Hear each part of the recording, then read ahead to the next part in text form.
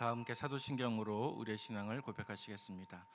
전능하사 천지를 만드신 하나님 아버지를 내가 믿사오며 그 외아들 우리 주 예수 그리스도를 믿사오니 이는 성령으로 잉태하사 동정녀 마리아에게 나시고 본디오 빌라도에게 고난을 받으사 십자가에 못 박혀 죽으시고 장사한 지 사흘 만에 죽은 자 가운데서 다시 살아나시며 하늘에 오르사 전능하신 하나님 우편에 앉아 계시다가 저리로서 산자와 죽은 자를 심판하러 오시리라.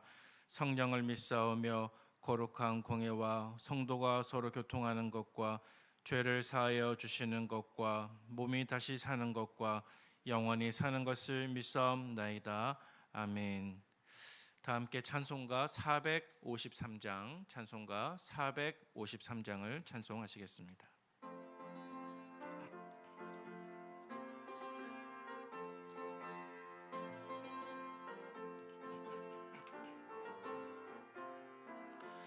예수 더 알기 원하네. 그 고도 넓은 은혜와 대속해 주신 사랑을 간절히 알기 원하네. 내 평생의 소원, 내 평생의 소원, 대속해 주신 사랑을 간절히 알기 원하네. 성령이 스승 되셔서 진리를 가르치시고 거룩한 뜻을 깨달아 예수를 알게 하소서. 내 평생의 소원, 내 평생의 소원, 대속해 주신 사랑을 간절히 알게 원하네. 성령의 감화 받아서 하나님 말씀 배우니 그 말씀 한 절 한 절이 내 맘에 교훈 되도다. 평생의 소원, 내 평생의 소원, 대속해 주신 사랑을 간절히 알기 원하네. 예수가 계신 보좌는 영광에 들려 있도다. 평화의 왕이 오시니 그 나라 왕성하도다. 내 평생의 소원, 내 평생의 소원, 대속해 주신 사랑을 간절히 알기 원하네. 아멘. 이 시간 함께 보실 하나님 말씀은 히브리서 5장 11절에서 6장 8절까지 본문이 되겠습니다. 신약성경 357면쯤에 있는 히브리서 5장 11절에서 6장 8절까지 말씀을 한 절씩 교독하도록 하겠습니다. 멜기세덱에 관하여는 우리가 할 말이 많으나 너희가 듣는 것이 둔함으로 설명하기 어려우니라.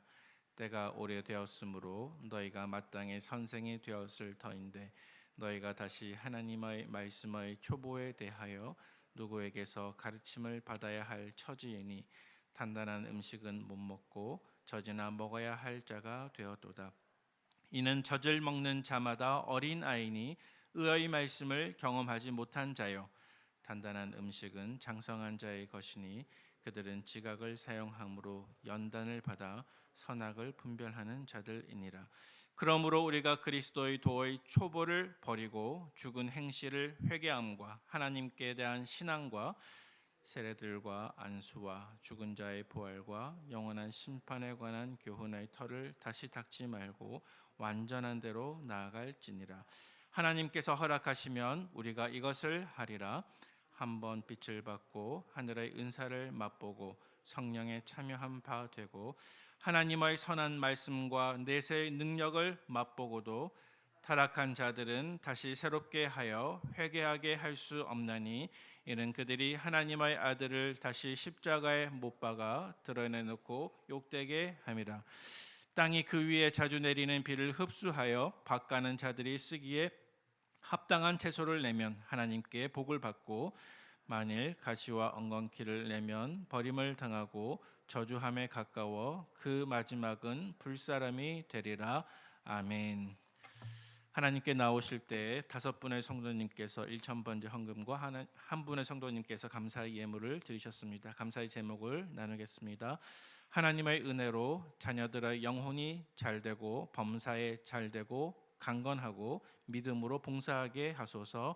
아멘. 오늘 우리가 함께 묵상할 말씀은 히브리서 안에서도 해석하기가 꽤 까다롭고 어려운 본문으로 알려져 있습니다. 먼저 히브리서의 일반적인 배경을 한번 살펴보고 오늘 본문의 말씀을 통해서 몇 가지 교훈을 보도록 하겠습니다. 히브리서의 일반적인 배경 가운데 특별히 히브리서의 수신자가 누구인가 하는 것이 매우 중요한 문제인 것 같습니다. 물론 히브리서는 모든 사람들을 위해서 쓰여진 책이었지만 특별히 이 당시에 성경이 쓰여질 당시에 히브리서의 수신자는 어떤 특별한 다른 신앙에서 기독교 신앙으로 회심한 사람들을 위해서 쓰여졌습니다. 그런데 이때 말하는 다른 신앙이라고 하는 것은 바로 유대교 신앙을 뜻하는 것입니다. 다시 말해서 히브리서는 유대교에 매우 익숙한 사람으로서 복음을 듣고 깨닫고 결국에는 유대교를 버리고 예수 그리스도의 복음을 받으며 기독교로 회심했던 사람들을 대상으로 쓰여졌습니다. 다시 말해서 유대교 신앙에서 기독교 신앙으로 옮겨진 사람들을 위해서 이 책이 쓰여졌다는 것입니다. 그런데 유대교에서 기독교로 넘어가는 것은 무엇을 뜻하는 것입니까? 그것은 신앙적으로 말하면 그리고 신학적으로 말하면 그림자의 수준에서 실체의 수준으로 넘어가는 것을 뜻합니다. 기초적인 수준에서 온전한 수준으로 올라가는 것을 뜻합니다. 일시적인 것에서 영원한 것으로 또 초보적인 것에서 성숙한 것으로 성장하는 과정인 것을 뜻하는 것입니다. 유대교의 배경을 가진 독자가 유대교를 버리고 복음을 받고 그리스도인이 되는 과정이 바로 그와 같은 과정이라는 것입니다. 물론 방금 말씀드린 이러한 내용은 굉장히 긍정적인 측면에서 말씀을 드린 것입니다. 하지만 초대교회 시대에 정말 한 사람의 유대교 신자가 유대교를 버리고 그리스도인이 된다고 하는 것은 결코 쉬운 일이 아니었습니다. 내가 만약 유대인인데 유대교를 버리고 그리스도인이 된다고 하는 것은 다음과 같은 것을 뜻하는 것입니다.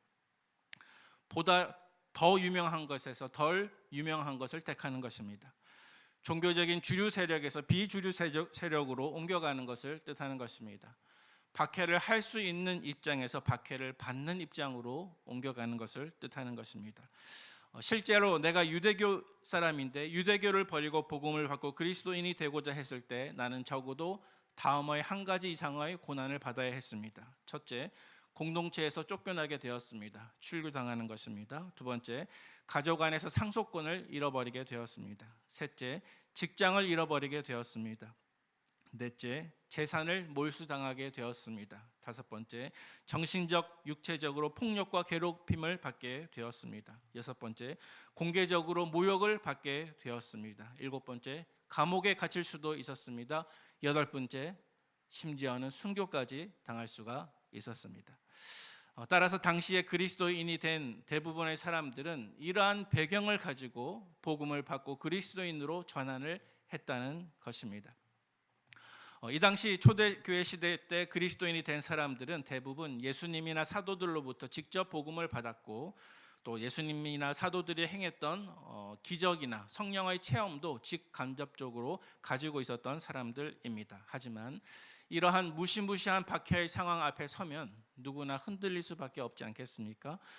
그들은 비록 기독교인으로 회심했다 할지라도 때로는 많은 어려움과 박해 앞에서 신앙을 버리고 싶은 유혹이 들었을 수도 있고 또 원래의 유대교 신앙으로 다시 복귀하고 싶은 유혹이 들었을 수도 있을 것입니다. 그런데 오늘 본문에서 히브리서 기자는 그들에게 격려하면서 이렇게 당부하고 있습니다. 첫 번째 교훈은 배교의 위험을 경계하라 하는 것입니다.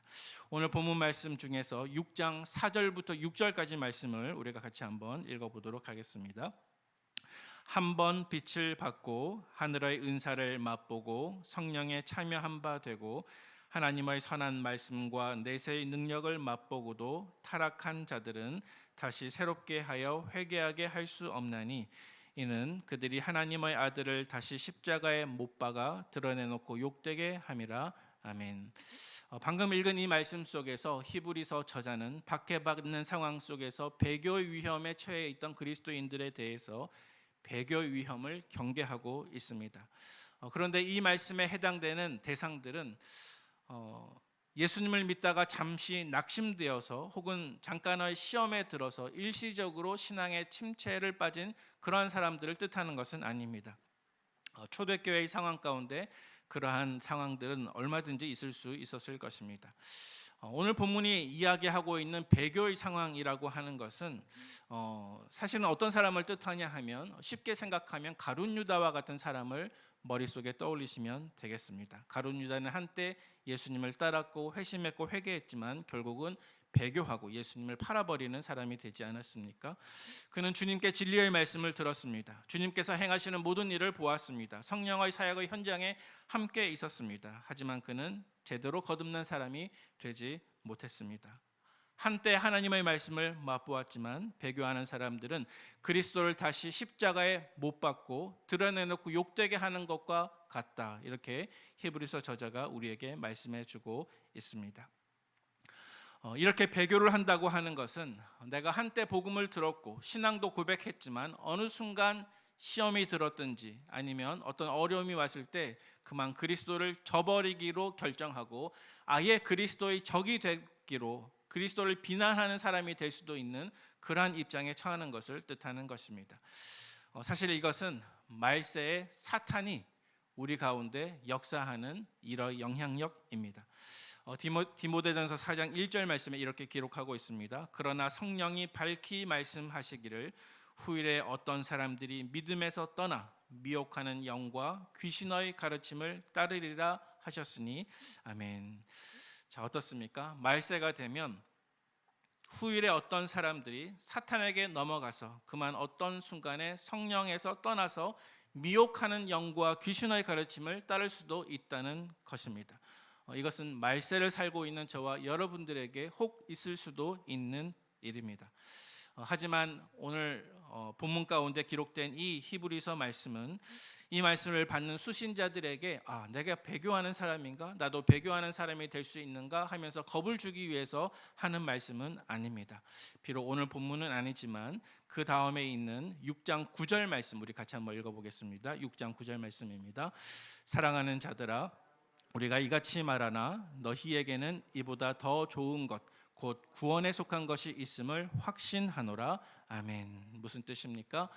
한편으로는 배교의 위험에 대해서 히브리서 저자가 강조하고 교훈을 주고 있지만 그렇다고 해서 이 편지를 수신하는 사람들로 하여금 낙심하거나 또 내가 배교의 위험에 처해 있는가 이렇게 불안해하기 위해서 쓴 것이 아니라 그렇지 않다. 너희에게는 이보다 더 좋은 구원의 소식이 있다는 것을 내가 확신한다라고 말씀하고 있는 것입니다. 사랑하는 성도 여러분, 저와 여러분들에게도 성령의 지키심으로 말미암아 구원의 더 확실한 것이 있는 줄 믿으시는 저와 여러분 되시기를 바랍니다. 하지만 우리 모두에게는 우리가 받은 하나님의 은혜만큼 복음의 은혜만큼 내 안에서 결실을 맺어야 할 책임이 주어져 있습니다. 오늘 본문 6장 7절 말씀을 같이 한번 읽어보겠습니다. 땅이 그 위에 자주 내리는 비를 흡수하여 밭가는 자들이 쓰기에 합당한 채소를 내면 하나님께 복을 받고 아멘. 자, 7절 말씀에 등장하는 땅은 우리의 신앙을 뜻합니다. 비는 하나님의 은혜를 뜻하는 것입니다. 합당한 채소는 우리의 삶을 뜻하는 것입니다. 내가 배교자가 되는 것이 아니라 참된 신앙인이 된다고 하는 것은 말씀을 듣고 반응하고 자라고 열매를 맺는 것을 뜻합니다. 저와 여러분들에게 하나님의 은혜가 비처럼 주어진 이상 땅과 같은 우리의 신앙 안에서 계속적으로 성숙하고 성장하고 자라서 합당한 채소를 내다가 우리의 삶의 열매를 내다가 하나님께 복받는 저와 여러분 되시기를 축복합니다. 두 번째 교훈을 함께 살펴보도록 하겠습니다. 오늘 본문의 두 번째 교훈은 우리가 초보 신앙에서 벗어나서 참 진리인 복음을 향해서 계속 나아가야 한다는 것입니다.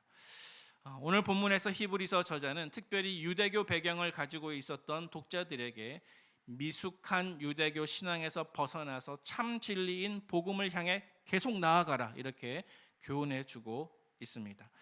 오늘 본문의 표현대로 한번 이야기해 본다면 1절과 2절 말씀에 나오는 것처럼 그리스도의 도의 초보를 버리고 2절에 나오는 것처럼 완전한 대로 나아갈지니라. 우리가 그렇게 정리할 수가 있는데요.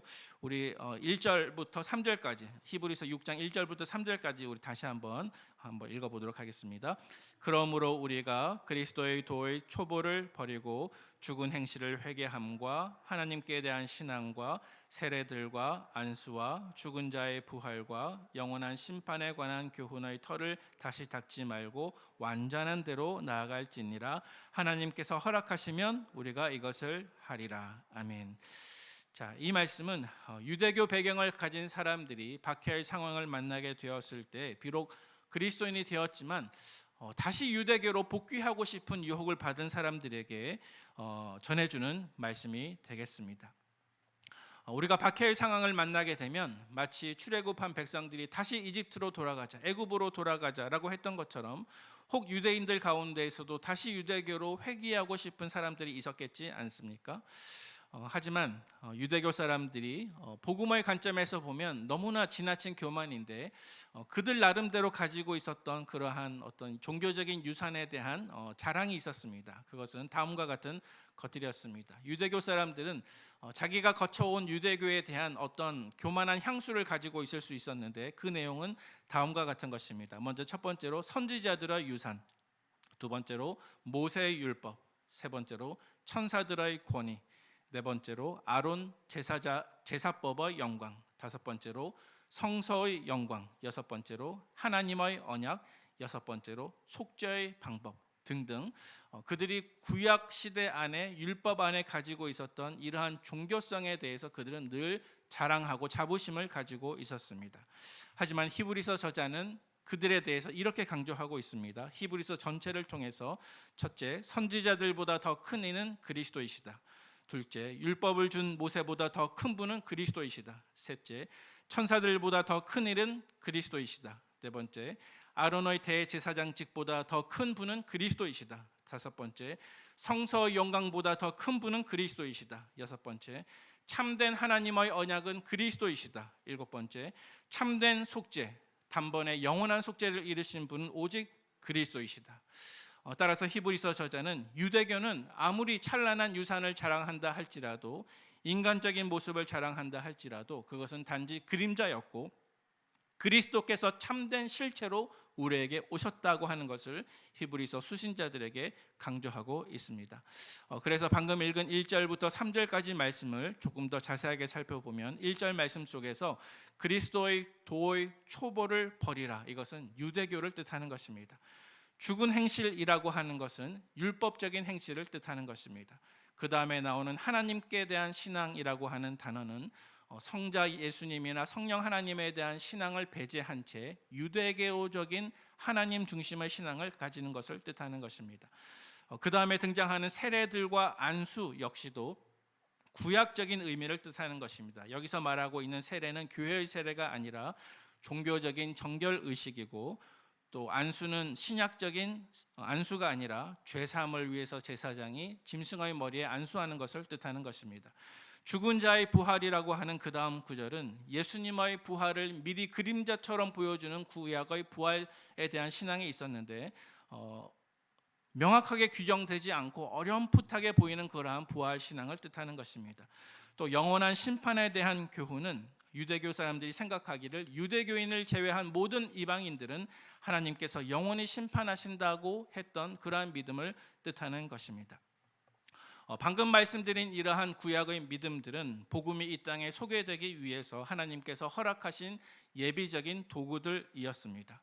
복음이 그 위에 딛고 일어설 수 있는 발전의 터였습니다. 하지만 이미 참된 복음이 우리에게 들어왔고 참된 진리가 예수님을 통해서 선포된 이상 다시 구약의 그림자로 돌아갈 것이 아니요 초보적인 도로 돌아갈 것이 아니고 오직 온전한 진리이신 예수님을 향해서 성숙해가고 자라가야 한다라고 히브리서 저자가 우리에게 말씀해 주는 것입니다. 말씀을 정리하도록 하겠습니다. 말씀을 정리하기 전에 오늘 본문에 해당되는 한 구절을 함께 읽기를 원하는데요. 히브리서 5장 12절 말씀을 같이 한번 읽고 말씀을 마치겠습니다. 때가 오래되었으므로 너희가 마땅히 선생이 되었을 터인데 너희가 다시 하나님의 말씀의 초보에 대하여 누구에게서 가르침을 받아야 할 처지이니 단단한 음식은 못 먹고 젖이나 먹어야 할 자가 되었도다. 아멘.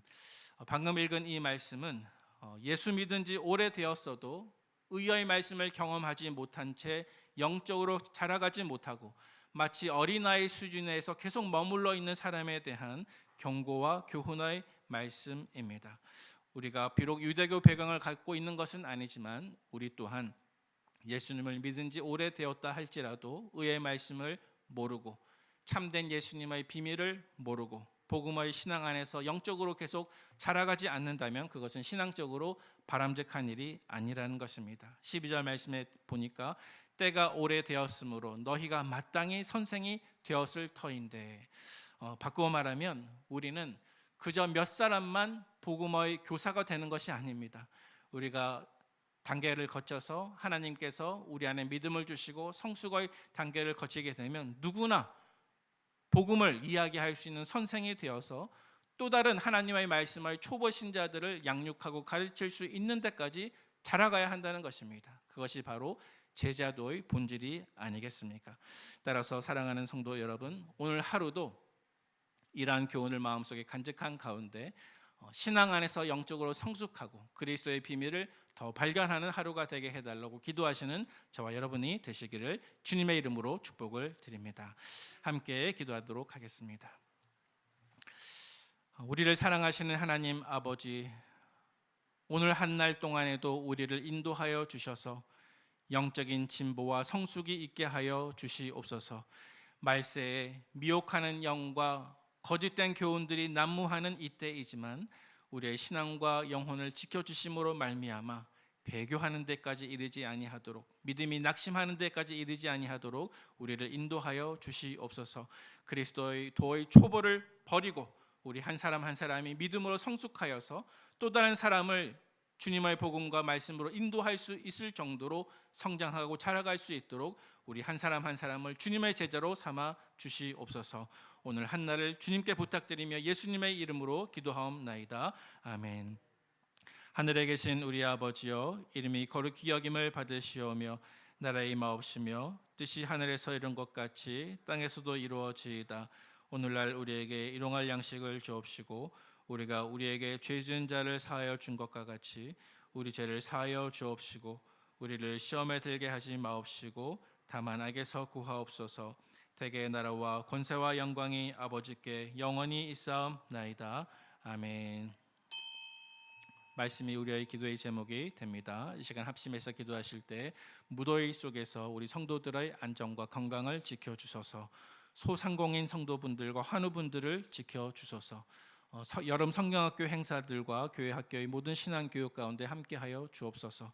임직자 교육과 원로 목사님과 담임 목사님의 강건하심과 하반기 목회 일정을 위해서 함께 기도하신 이후에 개인 기도 드리도록 하겠습니다. 다 함께 기도하시겠습니다. 아버지 하나님 감사드립니다. 이 아침에도 저희들에게 하나님 예배할 수 있고 말씀 드릴 수 있고 주님 만날 수 있도록 귀한 시간 주심을 감사합니다. 하나님 아버지, 우리의 마음 가운데 하나님 앞에